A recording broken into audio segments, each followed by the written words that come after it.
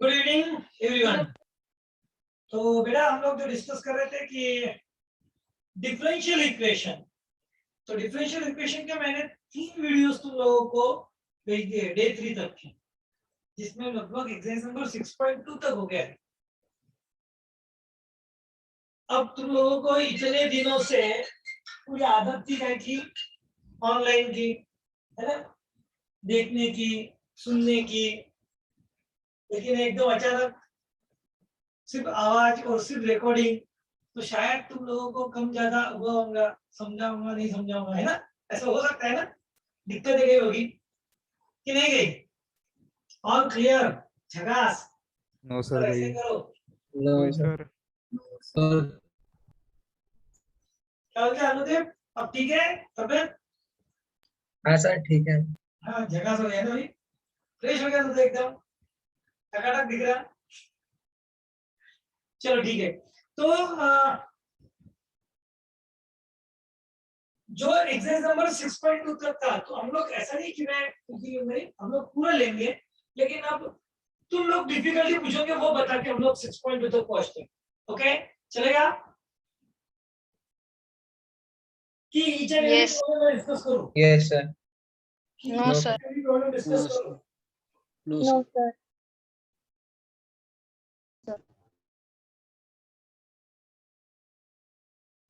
तो जरूरत नहीं है ना ईच एंड एवरी की? चलो वेल डन। ओके तो लेट्स स्टार्ट, टाइम भी बर्बाद करेंगे। अच्छा उसके पहले भी एक मिनट, कल टेस्ट है अपनी, क्या टेस्ट है? हाँ टेस्ट है कल। अरे बाप रे, सही में पता है कि नहीं है? यस सर पता है सर। तो जो टेस्ट है, टेस्ट सीरीज में का पेपर 2 यूट्यूब शुरू होने वाला है, यूट्यूब का पेपर है, और उसके टाइम स्लॉट्स दे चुके हैं, वही टाइम स्लॉट्स पे आना है, एक ही टाइम में गर्दी नहीं करनी है, ध्यान दे। 10 बजे मैक्सिमम लोग आओ, पिछले बार 10 बजे बहुत कम लोग आए थे तो तकलीफ हुई थी, फिर सारे एक ही स्लॉट में भिड़ गए थे। तो मॉर्निंग में जल्द से ज्यादा आओ तो अच्छा रहेगा, ठीक है। और दूसरी बात, जो differential equation, differentiation and AOD, इसके मैंने वीडियोस तुम लोग को रिवीजन के लिए दिए थे, अपने ऐप पे प्रोवाइड कर दिए थे, तो तुमने देख लिया होगा, नहीं देखा होगा तो आज देख लो, तो रिवीजन के लिए यूजफुल रहेंगे। और तीसरी बात कि कोई डिफिकल्टी है क्या उसमें? कल पेपर है तो आज कोई डिफिकल्टी होगी तो आज वो भी सॉल्व कर सकते हैं, हम लोग डिस्कस कर सकते हैं।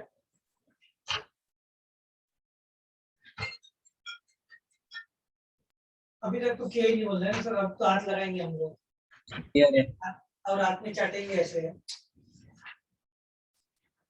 ऐसे एक चाटना है ना, कि कर लिया? किया है ना, चलो बढ़िया।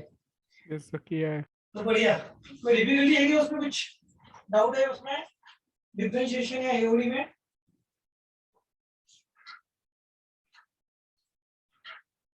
एज यूजुअल नहीं होगा, क्योंकि तुम लोग उतने स्मार्ट हो, है ना, होशियार हो, ऐसा मैं समझता हूँ। ओके तो आगे बढ़ते हैं। हाँ डिफरेंशियल इक्वेशन। अब डिफरेंशियल इक्वेशन में देखो, हम लोगों को जो टॉपिक पढ़ते हैं, 4 टॉपिक बेसिकली है, इसमें order and degree, formation of differential equation, solve D and applications. Okay तो एक्सरसाइज नंबर 1 पूरी की पूरी 6.1 जो है वो ऑर्डर एंड डिग्री रिलेटेड है। तो उसके पहले डिफिनेशन ऑफ डिफरेंशियल इक्वेशन है क्या? ऐसा इक्वेशन जिसमें फंक्शन का डेरिवेटिव हो, मतलब कौन हो? dy by dx की टर्म, dy by dx की टर्म या dy by dx की टर्म, यानी डिफरेंशियल कोएफिशिएंट हो, ऐसी ऐसा equation called as differential equation, जो कि ये एग्जांपल्स भी दिए थे। ओके फिर चाहिए था हमें order and degree, order and degree, तो उसके लिए स्टडी करना पड़ेगा पहले हमें डेरिवेटिव्स, यानी ये dy by dx, अब ये dy by dx है तो इसको कितनी ऑर्डर है, कितनी बार डिफरेंशिएट किया हमने इसको? एक बार, इसको कहेंगे फर्स्ट ऑर्डर। इसको 2 बार डिफरेंशिएट हो गया, ये y जो है वो 2 बार डिफरेंशिएट हो गया है विद रिस्पेक्ट टू x, इसलिए इसको कहेंगे हम सेकंड ऑर्डर। यहाँ पर y ये 3 बार डिफरेंशियल हो गया, इसलिए थर्ड ऑर्डर। और हमारे हिसाब से हम बोलेंगे ये सबसे ज्यादा अनुभवी है d3/dx3, जास्त उन्हाळे पाहिलेले, पावसाळे पाहिलेले, है ना। हाँ, और इसकी चलेगी, जिसकी जिसकी जितनी ज्यादा ऑर्डर उसकी चलेगी। बस इतना सिंपल सा फंडा याद रखना है। ओके, तो ऑर्डर ऑफ डी यानी क्या, तो उस डिफरेंशियल इक्वेशन में हाईएस्ट ऑर्डर्ड डिफरेंशियल कोएफिशिएंट जो रहेगा उसकी ऑर्डर, यानी उस पूरे इक्वेशन की ऑर्डर, और उसी का अलजेब्रिक पावर, उसी की डिग्री क्या कहलाएंगी, उस पूरे इक्वेशन की डिग्री। बात समझ में आई? Yes sir. Yes sir. कुछ एग्जांपल मैंने यहाँ पर लेके दे दिए थे और इसी पे है डिपेंड है हमारी एक्सरसाइज नंबर 6.1। तो एक्सरसाइज नंबर 6.1 हमने वीडियो में देख लिया था ऑलरेडी, लेकिन फिर भी तुमको कोई डाउट है इसमें तो पूछ लो। सर उसका जो 10th है ना हाँ सर, उसमें स्क्वायरिंग करेंगे ना? बिल्कुल बिल्कुल स्क्वायरिंग करेंगे, लगे तो मैं एक मिनट बता दो। 6.1 में का चलो रिवीजन के तौर पे भी करते हैं हम लोग, फास्ट बोलो, फर्स्ट की order and degree, come on. Order order order 2 degree 2 1। Degree 1 first की बताओ ऑर्डर कितनी, ऑर्डर 2 डिग्री 1 2 डिग्री 1, बिल्कुल सही, बिल्कुल सही। सेकंड की बताओ, ऑर्डर 2 डिग्री 3। सेकंड के लिए ऑर्डर 2 डिग्री 3। तो याद रखना, जब भी हम लोग ऑर्डर डिसाइड करते तो टेंशन नहीं, जब भी ऑर्डर डिसाइड करते तो टेंशन नहीं। ऑर्डर कितनी है इसकी, हाईएस्ट ऑर्डर कौन है, d2/x², लेकिन उसका अलजेब्रिक पावर तो 1 ही है, फिर डिग्री 1 होंगी क्या, नहीं। इम्पोर्टेंट पॉइंट जो नोट करना है तुमको वो है कि every differential should free from radical index, every differential coefficient, every derivative should free from radical index. यानी पहले तुमको क्यूबिंग करना होगा, और जैसे ही क्यूबिंग करोगे तो वो इक्वेशन कैसा दिखेगा, लाइक दिस d2y/dx² का होल क्यूब। तो क्लियर हुआ? Yes sir. है ना। तो इस तब जाकर डिसाइड होगा, तो ये डिग्री 3। नंबर 3 में जल्दी से बताओ, order order 1 degree 2 degree 2। Number 4 में बताओ, ऑर्डर 3 डिग्री 1। स्क्वायरिंग करना पड़ेगा कि नहीं, स्क्वायरिंग यस सर। करना है। और करने के बाद राइट साइड में d3/x³ आने वाला है, तो ऑर्डर 3 और डिग्री कितनी, 1 वेरी गुड। ये सारे एग्जांपल वीडियो में हो चुके हैं, इसलिए मैं अभी तुमको डिटेल में बता नहीं रहा हूं, अगर जरूरत गिरी तो तुम लोग चेक करो वो वापस से। Number 5, order 2 degree 1। Order 2 degree 1, good. Number 6, order 3 order degree 3 degree 2। मतलब derivatives, order 2 degree, order 3 degree 2। Okay, number 6, 7, order 2 degree not defined. Not defined ध्यान देवे, एग्जांपल टू बी नोटेड कि यहाँ पर cos के अंदर d/x है, ये d/x कहीं पे भी अंदर फंसा हुआ नहीं होना, अगर वो फंसा हुआ है तो उसकी डिग्री डिफाइन नहीं होगी। ये पॉइंट लिख के रख लो, नोट करके रखो, दिमाग में फिट करो कि अगर d/x का इंडेक्स पावर फ्रैक्शन हो या वो कहीं अंदर फंसा हुआ हो, तो उस केस में हम उसकी डिग्री डिसाइड नहीं कर सकते। पहले पॉसिबल है, सिंप्लीफिकेशन पॉसिबल है, तो वो करो, उसके बाद में डिग्री सेट करना। तो इसीलिए यहाँ पर ऑर्डर तो 2 है, डिग्री नॉट डिफाइंड। अंडरस्टैंड? उसके बाद में नेक्स्ट ऑर्डर 2 डिग्री ऑर्डर 2 हाँ, रेस्ट को 3/2 आ गया, सालत नहीं, 3/2 बिल्कुल नहीं चलेगा। क्यों? क्योंकि फ्रैक्शनल इंडेक्स नहीं चलता। जब फ्रैक्शनल इंडेक्स नहीं चलेगा तो इसको करना पड़ेगा squaring on both side. Squaring on both. जैसे स्क्वेयरिंग करेंगे तो इसके ऑर्डर तो 2 है ना, d2 स्क्वायर। और उसी का अलजेब्रिक पावर क्या आने वाला है? 2. 2. हाँ, नंबर 9 बोलो कैसे करेंगे ये? Order 3 Order degree. 3 degree. Order 3 degree 3 कैसे? ये एग्जांपल बताया वीडियो के अंदर है ना, चलो देख लेना एक बार, देख 6 से मल्टी मल्टी 6 के पावर 6 पावर से पावर लेना पड़ेगा, टेकिंग 6 पावर। जैसे 6 पावर ले लोगे तो ये सॉल्व हो जाता। और हाईएस्ट पावर में, हाईएस्ट ऑर्डर में 3, उसी का अलजेब्रिक पावर कितना आने वाला है? 3। 3. और नंबर 10 बोलो, नंबर 10 में क्या? Squaring on both side. Order 2 degree 1 जैसी स्क्वेयरिंग करेंगे, 2 degree. हाँ इस 10 में रहने ना, जैसी स्क्वेयरिंग करोगे तो यहाँ पर whole square is equal to 1 plus d2y/dx²। यहाँ तक तो ठीक है, लेकिन ऑन सिंप्लीफिकेशन ध्यान देना, 2 आएंगी क्या डिग्री? तो नहीं, 2 into x into d2y/dx² और फिर d2y/dx² का whole square is equal to 1 plus d2y/dx² का होल स्क्वायर। कैंसल, इसलिए डिग्री 1. ऑर्डर 2 लेकिन degree. Got it? Yes, sir. ये थी एक्सरसाइज नंबर 6.1 जो कि इजी है, बट अच्छे से करना, बहुत इंपॉर्टेंट है। सीईटी में भी एग्जांपल आते हैं, जेई में भी एग्जांपल आते हैं, और एमएसटी अपने ये स्टेट बोर्ड में भी 2 मार्क के लिए एमसीक्यू आता है। ऑर्डर एंड डिग्री बचाना बस इतना सा। Now formation of differential equation. अब डिफरेंशियल इक्वेशन तैयार करना है, फॉर्मेशन ऑफ डिफरेंशियल इक्वेशन।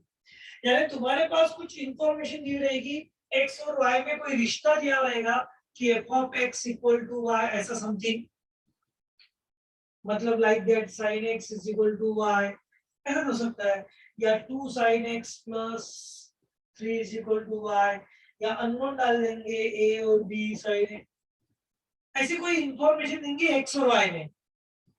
क्या मिलेगी? x और y में इंफॉर्मेशन, और उस इंफॉर्मेशन का यूज करके तुम्हें उसका डिफरेंशियल इक्वेशन तैयार करना है जिसका ये सॉल्यूशन रहेगा। ओके, मैं थोड़ा सा डायरेक्ट ले रहा हूं, डिटेल के लिए फिर से कहूंगा कि वीडियो देखो, है ना। हमारे पास इक्वेशन एंड सॉल्यूशन, ये कंसेप्ट पता है तुमको कि जैसे x + 2 = 5, तो अगर मैं ये इक्वेशन लूं तो इसका सॉल्यूशन कौन है? x is equal 3। 3. x की वैल्यू 3 ऑब्वियसली, है ना, सिंगल वेरिएबल है। ओके, x + y = 5 है, तो x की वैल्यू और y की इक्वल टू, तो ये उसके सॉल्यूशन हो गए। x की वैल्यू 1, y की वैल्यू 4, या फिर x की वैल्यू 2, y की वैल्यू 3, या फिर ऐसा लाइक दैट, बहुत सारे सॉल्यूशन है, इनफाइनाइट है कि नहीं? yes sir हाँ, तो इक्वेशन एंड उसके सॉल्यूशन में का रिश्ता समझ में आया? सेटिस्फाई करना। कब कहेंगे हम लोग कि ये 3 इस इक्वेशन का सॉल्यूशन है? जब ये इसको सेटिस्फाई करेगा। अंडरस्टैंड? समझे ना? हाँ, तो भी जाकर हम लोग कहेंगे सॉल्यूशन है। तो ये हो गया इक्वेशन एंड सॉल्यूशन। उसी तरह से हमें डिफरेंशियल इक्वेशन और उसके सॉल्यूशन में देखना है। तो फिर अब डिफरेंशियल एक एग्जांपल से चालू स्टार्ट करते हैं, फिर हो जाएगा। जैसे y = sin x, x और एक y में रिश्ता है, और इधर मैं लिखूंगा dy by dx d2y by dx square plus y equal to 0, d2y by dx square plus y equal to 0।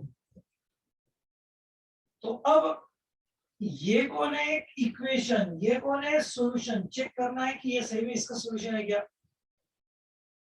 तो कैसे करेंगे, Right value put करना। हाँ y की वैल्यू पुट करके देखना। तो y की वैल्यू कौन है sin x, लेकिन d2y by dx को कैसे लिखेंगे, अरे dy by dx से कितना cos x, और d2y by dx को कितना Minus sin x। इसकी जगह डालना माइनस sin x, इसकी जगह डालना sin x, पूरा आंसर कितना आएगा 0। Zero। सेटिस्फाइड, मतलब ये कंफर्म हो गया कि y equal to sin x, इसका ये सॉल्यूशन है, इस इक्वेशन का सॉल्यूशन है। तो सेम टाइम में हम कहेंगे ये जो इक्वेशन है वो कौन है, डिफरेंशियल इक्वेशन है, किसका, y equal to sin x। बात समझ में आई। Yes. ये कहलाएगा Yes, sir। डिफरेंस, जैसे ये हम लोग ये क्या कहलाता है, सॉल्यूशन ऑफ दिस इक्वेशन। तो भैया जब ये सॉल्यूशन कहलाएगा, y equal to sin x solution कहलाएगा, तो सेम टाइम में d2y by dx square plus y equal to 0 ये क्या कहलाएगा, तो डिफरेंशियल इक्वेशन। सादा इक्वेशन नहीं बोलते उसको, क्या बोलते हैं, differential equation of this y equal to sin x। Got it? So do you understand differential equation and solution? Yes sir।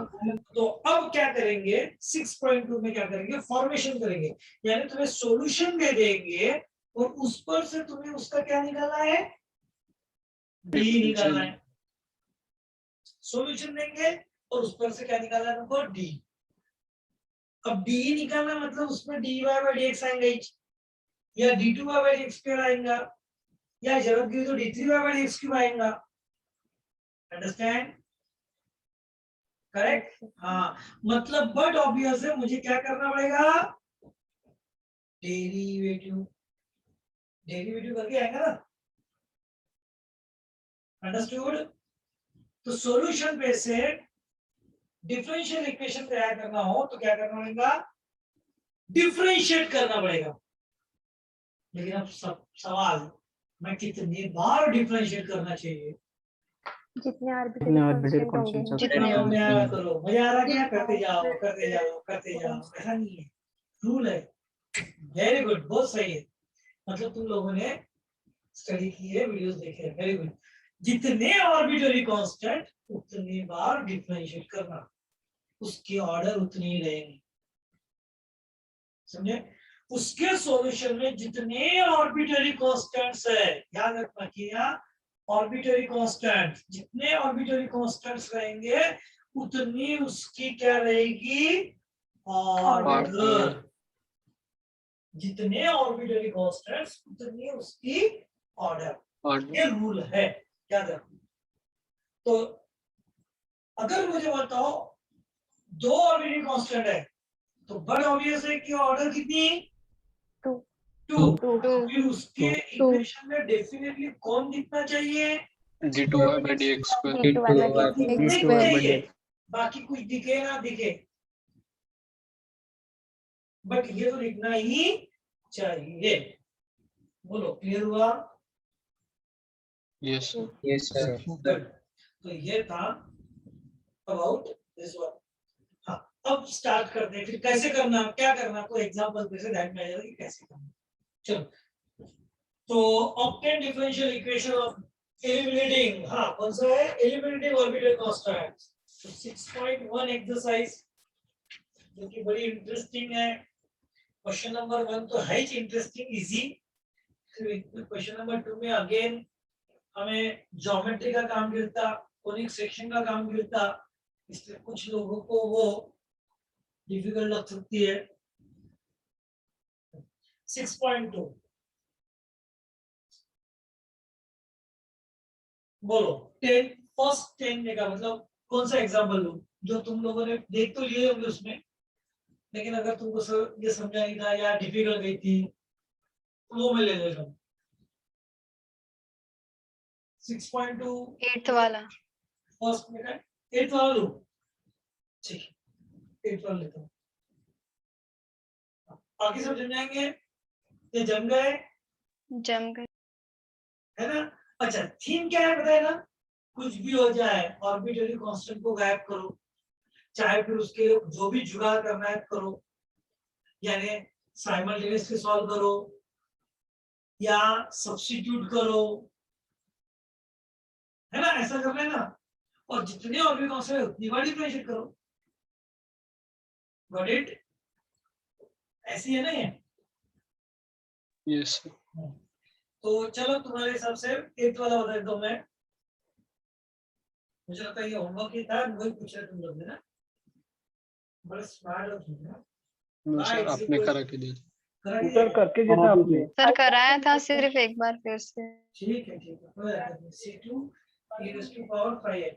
अच्छा मुझे बताओ कितने ऑर्बिटरी कांस्टेंट है? 2 2 2 सरदार सिर्फ 2 है, बोल साहब कितने E आदमी, also तो कितने ऑर्बिटरी कांस्टेंट है?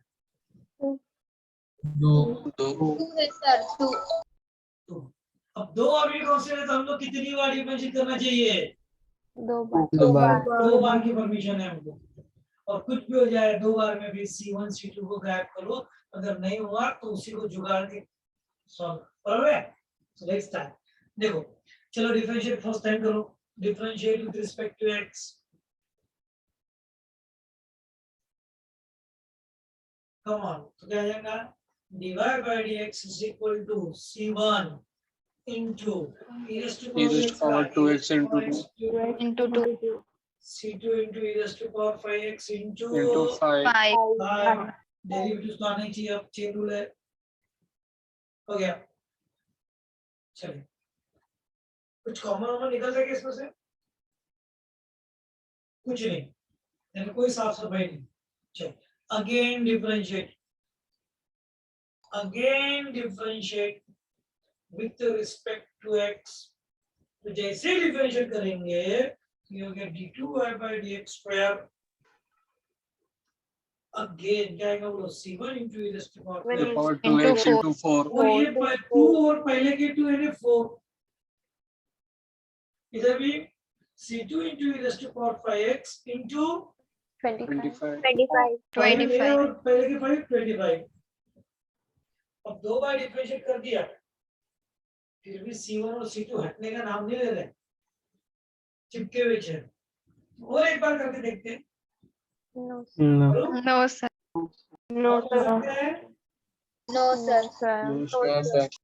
नहीं कर सकते, और जब यहाँ पर अब अगेन डिफरेंशिएट नहीं कर सकते तो फिर अब ऐसा कुछ अलजेब्रिक सिंप्लीफिकेशन करो कि C1 और C2 गायब हो जाए और सिर्फ x y में पूरा इक्वेशन आए।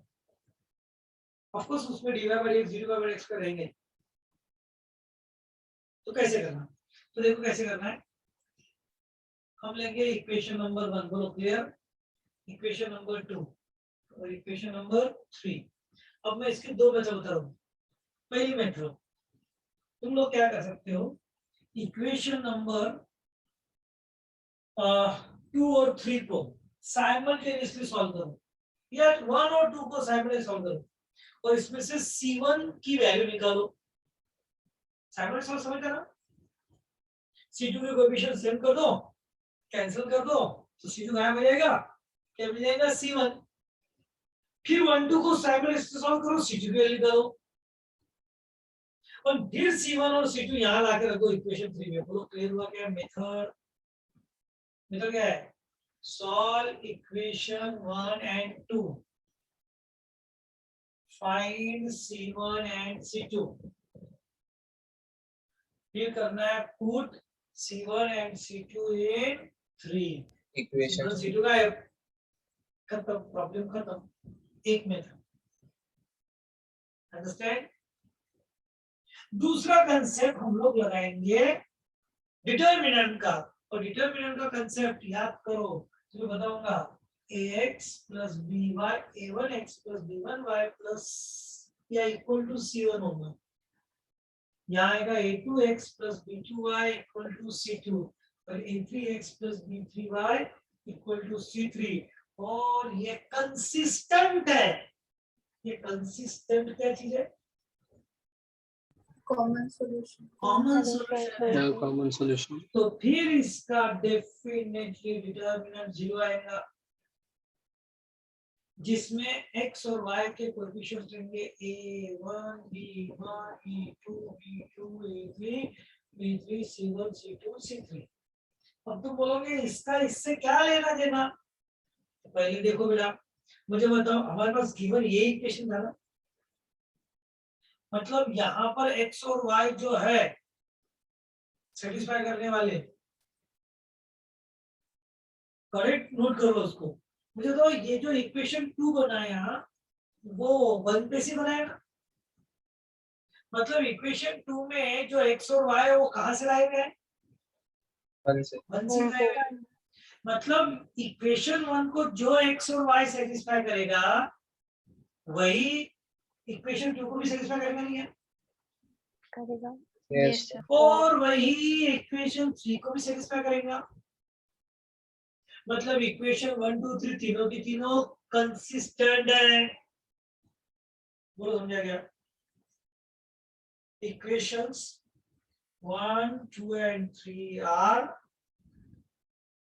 consistent. Do you understand that sentence? Yes, sir.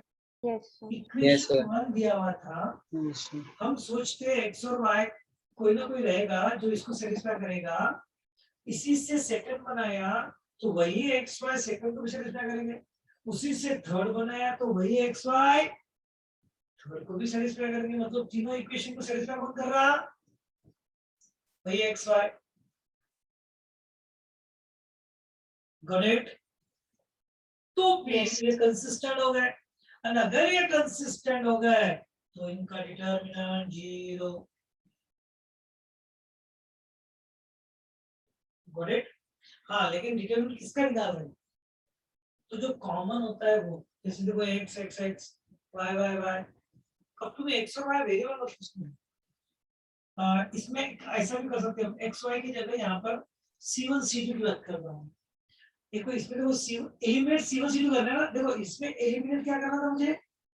यहाँ एलिमिनेशन किसका था? x और y का था। इसमें एलिमिनेशन किसका करना है? c1 c2 का। तो मुझे बताओ जो c1 c2 की वैल्यू फर्स्ट में है वही c1 c2 की वैल्यू सेकंड में है, वही c1 c2 की वैल्यू थर्ड में है। तो c1 c2 को गायब करना है। तो मुझे बताओ c1 c2 को गायब करते करते ये कॉमन कॉमन नहीं दिख रहा है तुमको? बाद में ये देखो, ये कॉमन नहीं दिख रहा है क्या? ये हमारे हो गए x और y के जैसे। तो बताओ मुझे कोएफिशिएंट कितना है? ये c1 * e raised to power 2x का कोएफिशिएंट कितना है यहाँ पे? 1. 1। इधर भी कौन है? 1। 1 और लेफ्ट साइड में कौन था? y सेकंड इक्वेशन में बताओ लेफ्ट साइड में कौन है? dy by dx by dx. c1 * e raised to power 2x का कोएफिशिएंट कौन है? 1. 2 1 2। c2 * e raised to power 5x का कौन है? 5. लेफ्ट साइड में कौन है? D2y by D2 dx. d2 ये बोले 20 समझ में आएगा? Yes, sir. D2y by D2y by dx D2y by dx square. d2y by dx। और अब कर लेगा इसको सिंपलीफाई, जम जाएगा? Yes, sir. देखो कहीं पे भी Yes, sir. तुमको x और y नहीं मिलता है, सॉरी c1 और c2 नहीं मिलता इसमें, c1 c2 नहीं मिलता। Okay, got it? तो ये अल्टरनेट मेथड, और एक मेथड जो तुम लोगों को इजी टू अंडरस्टैंड है वो ये इक्वेशन 1 2 को साइड में सोल्व कर, c1 की वैल्यू निकाल, c2 की वैल्यू निकाल, उठाकर यहाँ डाल दे, c1 c2 आए, बट थोड़ा दिन भी जाएगा, उससे अच्छा ये। बोलो क्लियर हो गया? 6.2 का क्वेश्चन नंबर फर्स्ट और फर्स्ट का नंबर 8। Yes, sir. तो कोई क्वेश्चन नंबर 1 में और कोई डिफिकल्टी?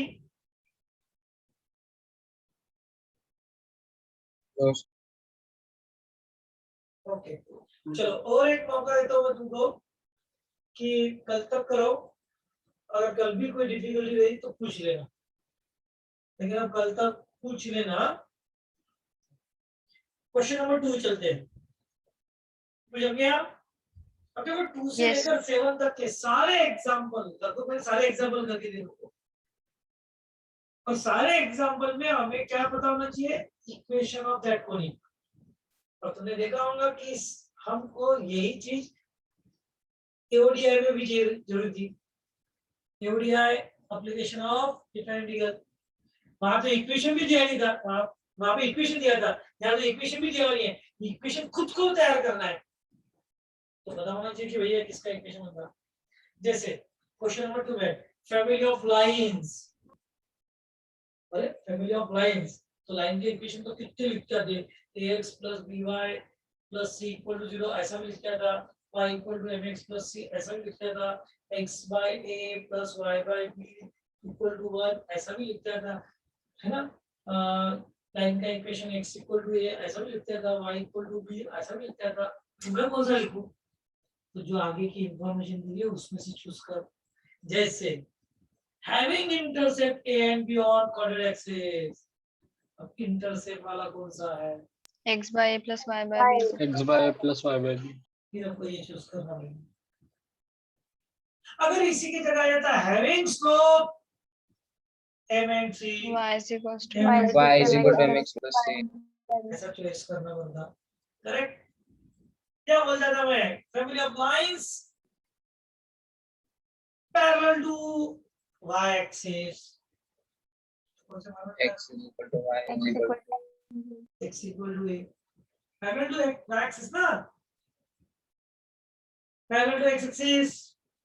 y equal to हाँ, तो जो इंफॉर्मेशन दी है उस पे से इक्वेशन तैयार करके आना चाहिए, आगे बढ़ना चाहिए। तो मुझे लगता है ध्यान में आ गया होगा। नंबर 3 में क्या था? एक बार अच्छा तुमने देखा, अगर तुमने सारे वीडियो अच्छे से देखे होंगे तो ये एक्सरसाइज में एक बार इक्वेशन बन गया ना फिर इजी। दिक्कत क्या है? इक्वेशन बना करनी चाहिए। तो याद रखो, तुम भी प्रैक्टिस करते वक्त ईमानदारी से सॉल्यूशन देखना ही नहीं, क्वेश्चन पढ़कर इक्वेशन तैयार करने की कोशिश करो। गलत हो तो चलता, 2 बार गलत होगा, 3 बार गलत हो तो चलता।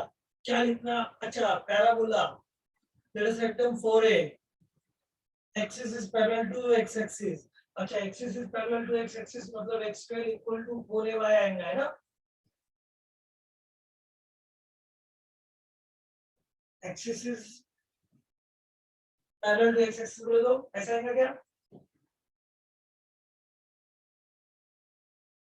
y square is equals to 4a. ऐसा आएगा? क्या आएगा क्या? stand. क्योंकि इसकी तो No, axis sir. y axis मिलेंगी, हमें चाहिए x एक्सिस, मतलब ऑब्वियसली इधर क्या आएगा? y² = Y square is equal to 4a 4a. रहेगा उसका लेट अस रेक्टम। लेकिन ये सर्कल का y कैसे पूछना? सर्कल का y क्योंकि इसके axis Parallel to x axis. Parallel to x. मतलब सरक गया, सरक गया तो कैसे? X minus h और हैविंग वर्टेक्स 4a h बोला है, h comma k.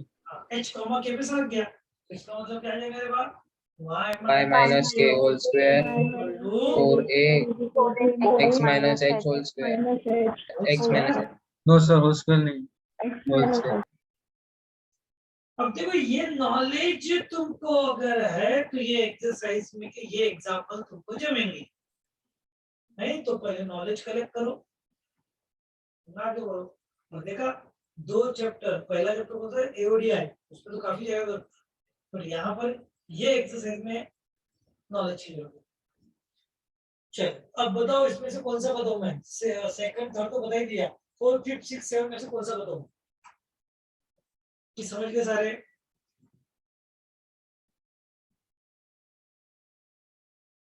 Come on.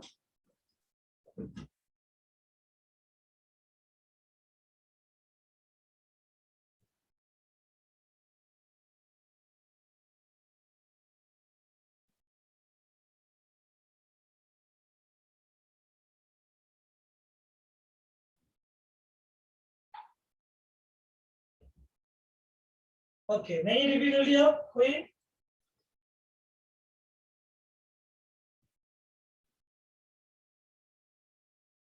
तो मैं यहाँ पर ऐसा कहूँ कि 6.2 क्लियर हो गया सबको?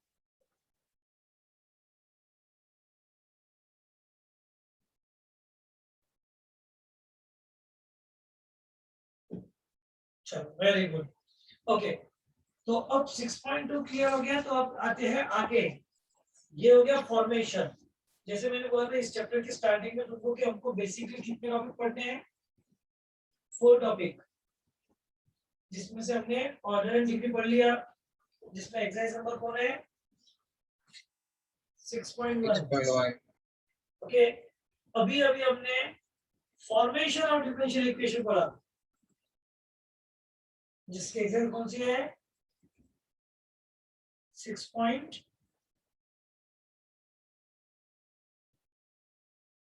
क्या मेरी आवाज तुम लोग तक पहुंच रही है? Yes, sir. Yes, sir. Yes. Formation of differential equation की एक्सरसाइज कौन सी है? 6.2. 6.2 6.2 हो गया। और अब आता है सॉल्व द डी। अब सॉल्व द डी का मतलब डिफरेंशियल इक्वेशन दिया हुआ रहेगा, उसको सॉल्व करना है। बट उसके पहले एक एक्सरसाइज डाल दिया इन्होंने 6.3, जिसमें हमें सॉल्यूशन भी दिया हुआ रहेगा और हमारे पास एक एक्सरसाइज 6.3 भी इसी है। हाँ, मतलब ये सॉल्यूशन में जाएगा, सॉल्व द डिफरेंशियल इक्वेशन। अब देखो यहाँ पर ध्यान देवे, देखो हमारे पास सॉल्यूशन दिया हुआ था, उसपे से हमने डी निकाला। जब सॉल्यूशन दिया हुआ था और डी निकालना था, तो हमने क्या किया? डेरिवेटिव किया और डी निकाला। और अब तुमको डी दिया हुआ रहेगा और तुम्हें सॉल्यूशन तक पहुंचना है, तो बोलो क्या करना चाहिए? Integration Integration. उल्टी प्रोसेस, एंटी डेरिवेटिव करना पड़ता, दैट इज इंटीग्रेशन। आगे इंटीग्रेशन है ना? ठीक है, यहाँ तक क्लियर हो गया? तो अब उसमें का जो एग्जांपल नंबर फर्स्ट है, एक्सरसाइज नंबर 6.3 में का, एक्सरसाइज नंबर 6.3 में का जो है फर्स्ट वन, ये काफी इजी है, काफी इजी है, क्योंकि इसमें क्वेश्चन नंबर 1 में तुमको सॉल्यूशन भी दिया हुआ है, तुमको डी भी दिया हुआ है, और जस्ट चेक करना है कि हाँ ये कार्ट याचंच आहे, म्हणजे ये सॉल्यूशन इसी का है। बोलो क्लियर हुआ क्या? Yes, sir. है ना? Yes, sir. फक्त आपल्याला काय ओळखायचं आहे की हो ह्याचं हेच आहे, म्हणजे सॉल्यूशन, और कुछ भी नहीं। तो ये सॉल्यूशन है कि नहीं, कैसे पहचानना? सिंपली सेटिस्फाई करके। निहाल बेटा मेरे से भी बात कर ले, है ना? बंद वीडियो गया। तो क्लियर हुआ? तो सेटिस्फाई करके। और अब ये कैसे करना पड़ता, तो ये भी अपनी वीडियो में तुमने देख लिया होगा कि नहीं देखा? और नहीं देखा होगा तो आज जरूर देख लो, कल से मैं इसके आगे का लूंगा। करेक्ट? क्वेश्चन नंबर 1 काफी इजी है, उसमें से देखते हैं तुम लोग समझ बचा सकते हैं। अगर नहीं जमा है, मतलब बिल्कुल बेहिचक तुम लोग क्या करो, मुझे पूछना, मैं तुमको एक्सप्लेन कर दूंगा। ओके, तो यहाँ तक क्लियर हो गया क्या? Yes. Yes, Yes. Yes, sir. चलो, yes, sir. तो फिर आज हम लोग यहीं रुकेंगे, बाकी का कल। हाँ, गुड क्वेश्चन। कॉम्पिटिटिव के बैच का, वो कॉम्पिटिटिव बैच का मेरा था ही माइंड में। देखो क्या हो रहा है कि 7 to 8 रखने की इच्छा थी, लेकिन मुझे पता है कि तुम 7 to 8 बिजी हो, काफी लोग, है ना? और वो हल भी नहीं सकता, भारी भारी बैच है वो, तो हल नहीं सकती हूँ, और भारी भक्कम लोगों की बैच, तो फिर हमको ही हलना पड़ेगा। तो अपनी 6 से 7 है, तो जिस दिन 6 से 7 हो गई 6 से 7 हो गई, वेल गुड। नहीं तो मैं सोच रहा था कि फिर इसका टाइमिंग सुबह रखने को 6 से 7। नो सर, नहीं, No, sir. No sir, No, sir. 6 से 7 बैच हाँ सर, 6 से 7 रहती है। अच्छी भी बैच रहती है ना। 6 से 7 बोर्ड के सर के फिर। Okay sir. ओके सर, ठीक है जान लो। तो मोस्ट प्रॉब्ली हमारा 6 से 7 रहेगा अपना शाम को, एज इट इज टाइमिंग में, है ना। तो मुझे लगता है कि पॉसिबल है, जम ही जाएगा। जिस दिन नहीं जमा उस दिन देखते हैं। Okay sir. ठीक है ना। Yes sir. चलो ओके, चलो bye bye Thank you, sir. Bye, sir. Bye sir, bye. Good night sir.